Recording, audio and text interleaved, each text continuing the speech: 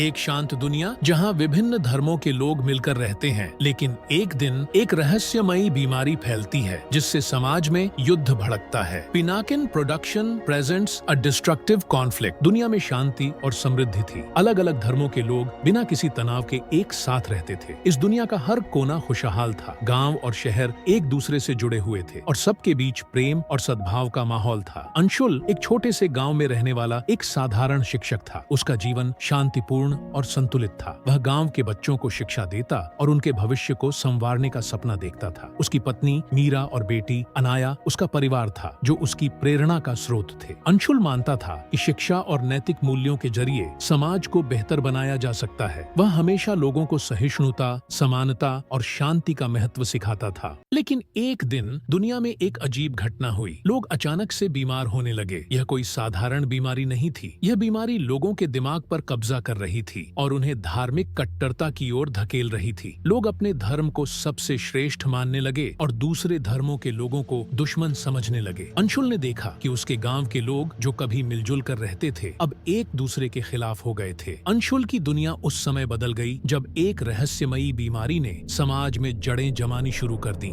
इस बीमारी ने लोगों को मानसिक रूप से इतना विक्षिप्त कर दिया कि वे धार्मिक कट्टरता का शिकार होने लगे। पहले जो लोग एक दूसरे के साथ मिलजुल कर रहते थे, अब वे धर्म के नाम पर एक दूसरे से नफरत करने लगे। अंशुल ने अपने गांव में इस बदलाव को सबसे पहले महसूस किया। यहाँ तक कि उसके करीबी दोस्त दिलकश, जो हमेशा से शांतिप्रिय था, अब अपने धर्म के प्रति कट्टर हो गया था। उसे विश्वास नहीं हो रहा था कि वही लोग जो कभी उसके दोस्तों और पड़ोसियों के रूप में रहते थे, अब हिंसक हो चुके थे। शुरुआत में अंशुल ने इसे एक मामूली घटना समझा, लेकिन जल्द ही हालात बेकाबू हो गए। गांव-गांव में संघर्ष फैलने लगा। लोग अपने अपने धर्म के झंडे लेकर सड़कों पर उतर आए। शहरों को जला दिया गया, गांवों को लूट लिया गया और लाखों लोग मारे गए। शक्तिशाली राजनीतिक और व्यापारिक ताकतों ने इस बीमारी का उपयोग करके समाज को विभाजित कर दिया। छोटे संघर्षों ने धीरे धीरे युद्ध का रूप ले लिया। हर धर्म के लोग अपने अपने झंडे के साथ एकजुट हो गए और एक दूसरे के खिलाफ लड़ने लगे। अंशुल ने अपने परिवार को बचाने के लिए गांव छोड़ने का फैसला किया। उन्होंने पास के जंगलों में शरण ली, लेकिन अंदर ही अंदर वह इस बीमारी के पीछे के रहस्य को समझने की कोशिश कर रहा था। जंगल में रहते हुए अंशुल को एक पुराने विद्वान से मिलने का मौका मिला, जिनका नाम प्रोफेसर कश्यप था। कश्यप ने उसे बताया कि यह बीमारी किसी प्राकृतिक आपदा का परिणाम नहीं थी, बल्कि यह एक राजनीतिक और व्यापारिक षड्यंत्र था। कुछ शक्तिशाली लोग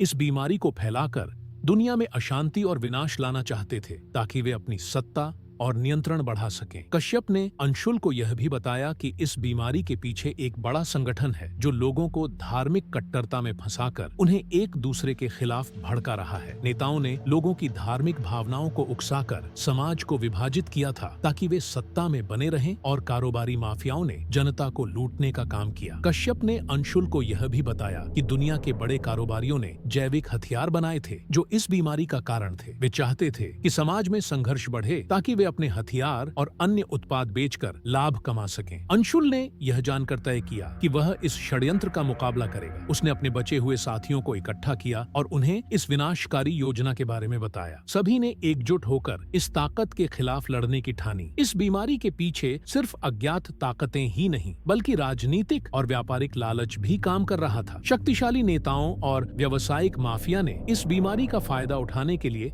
इसे और बढ़ावा दिया। इन नेताओं ने जानबूझकर समाज में धार्मिक कट्टरता फैलने दी, ताकि वे अपने राजनीतिक लाभ उठा सकें। इसके साथ ही बड़े कारोबारी समूहों ने भी इस स्थिति से लाभ कमाना शुरू किया। उन्होंने जनता को हथियार, दवाइयां और खाद्य सामग्री ऊंचे दामों पर बेची। वे जानते थे कि जब तक समाज में अशांति रहेगी, तब तक उनकी व्यापारिक समृद्धि बनी रहेगी। कुछ मल्टीनेशनल कंपनियां भी इस संघर्ष से फायदा उठाने में लगी थीं, जो हथियार और अन्य संसाधनों की आपूर्ति कर रही थी। अंशुल ने देखा कि किस तरह मानवता की त्रासदी में व्यापारिक लालच अपनी जड़ें फैला रहा था। इस बीच दुनिया का बड़ा हिस्सा युद्ध में झोंक दिया गया। कई देशों ने जैविक हथियारों का उपयोग किया और इससे लाखों लोग मारे गए। अंशुल और उसके साथियों ने इस युद्ध से बचने की कोशिश की, लेकिन जल्द ही उन्होंने महसूस किया कि अब यह संघर्ष एक सामान्य लड़ाई नहीं रही। जब कुछ देशों ने परमाणु हथियारों का इस्तेमाल किया, तो दुनिया लगभग खंडहर बन गई। परमाणु हमलों ने शहरों को जलाकर राख कर दिया और बचे हुए लोग रेडियो एक्टिव प्रदूषण से बीमार होने लगे। नई दुनिया की उम्मीद परमाणु युद्ध के बाद बचे हुए कुछ लोग, जिनमें अंशुल और उसका परिवार भी था, ने अपने संसाधनों को मिलाकर एक नई दुनिया बनाने का सपना देखा। इस नई दुनिया में न तो धार्मिक कट्टरता थी, न ही व्यापारिक लालच। अंशुल ने अपने साथियों के साथ मिलकर एक ऐसा समाज बनाने की ठानी जहां कोई भेदभाव न हो और लोग शांति और समानता के साथ रह सके। लेकिन इस बार वह सतर्क था, क्योंकि उसने देखा था कि कैसे लालच, राजनीतिक और व्यापारिक ताकतें लोगों का फायदा उठाती हैं। लेकिन इस नई शुरुआत के बावजूद अंशुल के मन में यह सवाल हमेशा बना रहता था, क्या दुनिया फिर से उसी कट्टरता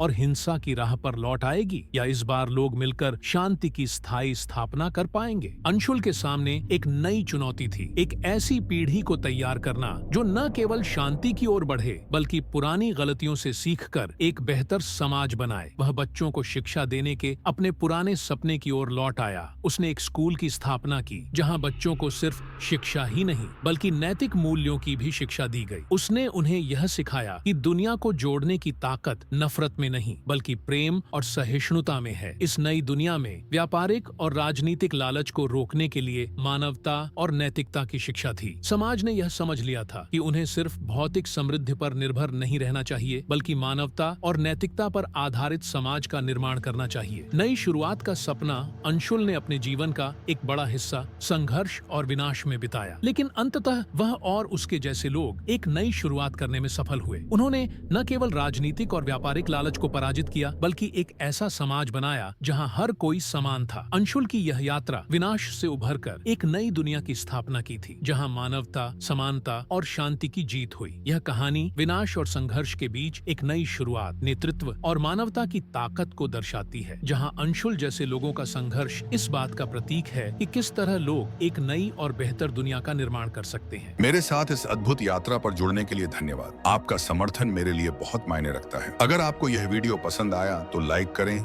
शेयर करें और भी दिलचस्प कहानियों और साहसिकताओं के लिए सब्सक्राइब करना न भूलें। अपने विचारों को नीचे कमेंट में साझा करें। मुझे आपसे सुनना अच्छा लगता है। अगली बार तक कल्पना की जादुई दुनिया की खोज जारी रखें। अगले वीडियो में मिलते हैं।